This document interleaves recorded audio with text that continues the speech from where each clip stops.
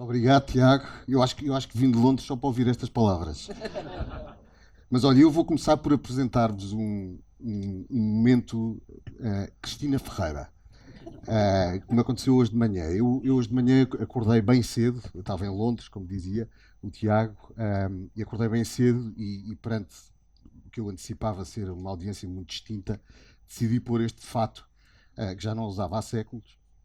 E lá fui para o aeroporto e quando estava a passar no controle das bagagens de segurança, meti a mão no bolso para esvaziar as coisas, o bolso, e a certa altura encontrei uma nota de 10 euros. E eu acho que todos nós aqui nesta sala já passámos por um momento desses, que é usar umas calças antigas ou um casaco e de repente encontramos uma moeda ou dinheiro e é das melhores sensações do mundo. E é uma sensação boa, não só a descoberta, mas esta ideia de que é um valor que estava adormecido, que estava latente, que estava por se realizar e que de repente, por ter sido encontrado, tem esta nova vida e esta nova possibilidade.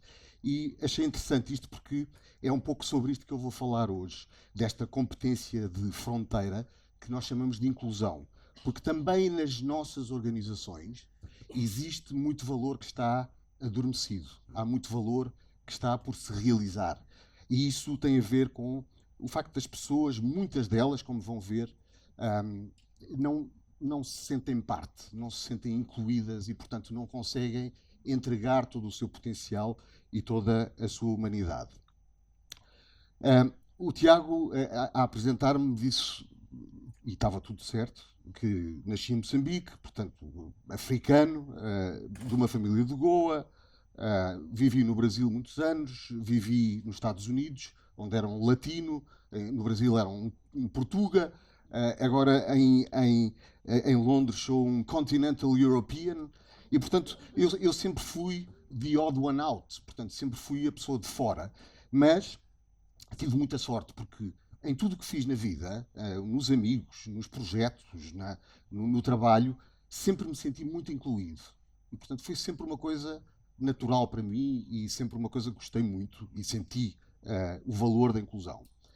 E, portanto, para mim, e com certeza para muitos de vós que já tiveram este tipo de conversas, é sempre chocante quando encontramos alguém que não se sente incluído.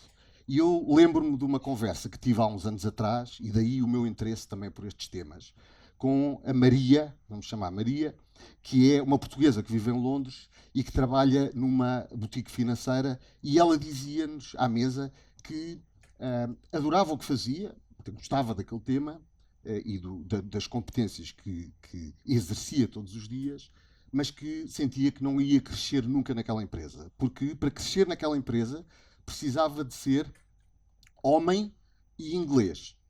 E, portanto, ela não tinha a mínima hipótese. E depois disse outra coisa que me fez pensar, que foi a minha filha quer fazer um estágio nesta empresa e eu proibia de fazer um estágio nesta empresa. Eu proibia de fazer o estágio nesta empresa. E, portanto, eu fiquei a pensar, sobretudo na Maria, coitada, não é? De estar nesta situação, mas também fiquei a pensar na empresa. O que é que vai ser o futuro desta empresa? Como é que esta empresa vai vencer se todo o talento, o pool de talento, são homens ingleses, não é?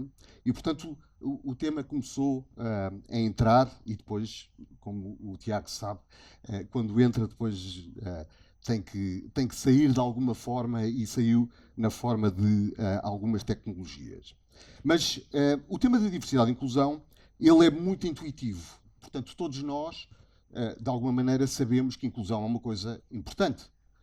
Não é novo, mas toda a disciplina, todas as competências de fronteira de diversidade e inclusão passaram a estar na ordem do dia porque, de repente, as organizações perceberam que isto não era só um nice to have, mas que é uma coisa que é fundamental, são competências fundamentais se nós queremos reter talento, atrair talento, se queremos inovação das pessoas, se queremos o engagement das pessoas, a sua humanidade todos os dias.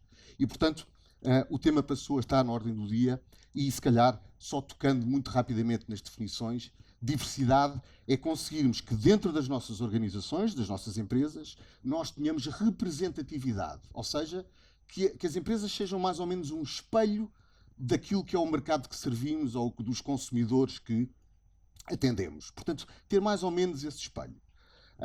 E com isso, ter também as perspectivas do mercado, porque de repente temos essas pessoas dentro da nossa própria organização. Inclusão é garantir que essas mesmas pessoas, não é? Essa representatividade, se sente parte, se sente ouvida, se sente que pode crescer se quiser. Há uma analogia que eu gosto muito, que é a diversidade é convidar pessoas diferentes para a festa. E a inclusão é chegar à festa e não ver essas pessoas num canto, mas a dançarem com as outras. Portanto, esta é uma analogia que eu gosto muito e que me lembra muito qual é que é o propósito, no fundo, destas novas competências. Este tema é um flagelo, é uma pandemia.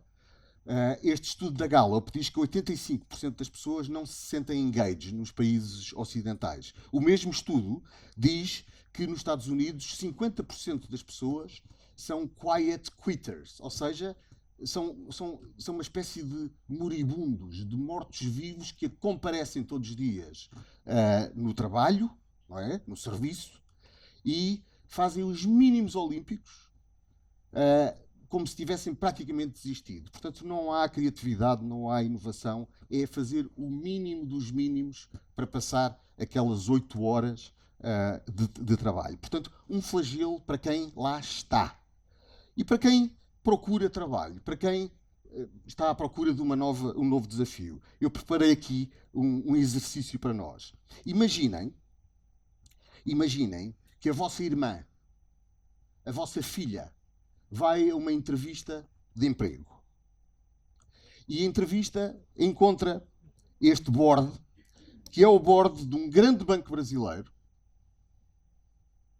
do maior banco privado brasileiro, e que Brasil, como sabem, tem 54% de negros e mulatos, e espantem-se, tem 50% de mulheres. E ela, a Maria, vai a esta entrevista e o que é que vocês acham que se passa na cabeça da Maria? Que vai ser ouvida, que vai poder crescer nesta empresa, que vai poder um dia chegar ao board? E, portanto, mais um exemplo do que é que são as percepções que as pessoas têm quando nos colocamos no lugar do outro. E, de certa maneira, o maior prejudicado disto tudo, que não é a Maria, mas é esta própria organização, que perdeu o talento, que deixou ficar a moeda no fundo do casaco. Outro exemplo é este exemplo que aqui vos trago, que é um banco digital chamado Nubank, que não sei se vocês conhecem, é um banco que eu tenho seguido muito, faz 10 anos no próximo domingo, e que tem aqui, esta fotografia já é um pouco antiga, mas tem aqui representado os principais membros da Comissão Executiva. Como vocês podem ver, ainda há muito trabalho para fazer, mas já existe aqui alguma representatividade. E mais interessante é que a diversidade e a inclusão não é uma coisa fixe que eles colocaram lá nos valores ou na missão, mas é um tema essencial para a sobrevivência do banco. Eu falei e falo com alguma frequência com a Susana Kubrick, que é a diretora de pessoas, é uma das board members responsáveis por pessoas, e ela dizia ao Pedro, para nós, diversidade e inclusão é a sobrevivência do Nubank. Porque é através da diversidade e inclusão que nós temos novas perspectivas, que temos uma representatividade do mercado que servimos. E, portanto, como é que eu vou saber como é que uma mulher negra com filhos, quais são as necessidades dela se eu não tiver essa representatividade aqui dentro? Não é? E, portanto, para nós é fundamental porque temos insight, porque temos inovação, porque conseguimos atrair talento de pools demográficos diferentes. E, portanto, eles criaram um conjunto de processos de recrutamento, de formação de equipas, da forma como criaram grupos de afinidade para que se possa discutir experiências de menos inclusão e criar processos para resolver isso. É um banco adorado na América Latina. É adorado pelos consumidores, pelo talento e pelos investidores. Para vocês terem ideia, o market cap a capitalização de mercado do Nubank ontem ou anteontem eram 40 bilhões de dólares. Uma empresa com 10 anos. 40 bilhões de dólares. 40 bilhões de dólares parece muito dinheiro. Só para vos dar uma ideia, é 3 vezes todos os bancos portugueses. Todos. Okay? Uma empresa com 10 anos. O que é que podemos tirar daqui? E podíamos falar muitas horas, e eu com certeza já estou a exceder o meu tempo, mas partilhar convosco 3 ideias. A primeira é que, apesar de falarmos em diversidade e inclusão, devíamos falar em inclusão e diversidade. Porque temos que olhar primeiro para a inclusão, para aqueles 85%, para as pessoas que já estão dentro das nossas organizações e garantir que sabemos quais são os grupos que precisam da nossa atenção. Garantir que temos processos para que essas pessoas se sintam incluídas. É cuidar desses 85%. Para que depois a diversidade venha naturalmente. Não vale a pena recortar diversidade se não resolvermos isto, porque senão é uma espécie de porta giratória. As pessoas entram e saem. O segundo ponto que ia-vos deixar deste líder e inspiring líder de gestão é que precisamos de ferramentas sérias. Temos que medir exatamente onde é que estão os nossos desafios de inclusão. Portanto, sem analytics, sem diagnósticos sérios, nós não conseguimos saber aonde é que estão esses desafios. E os desafios variam muito.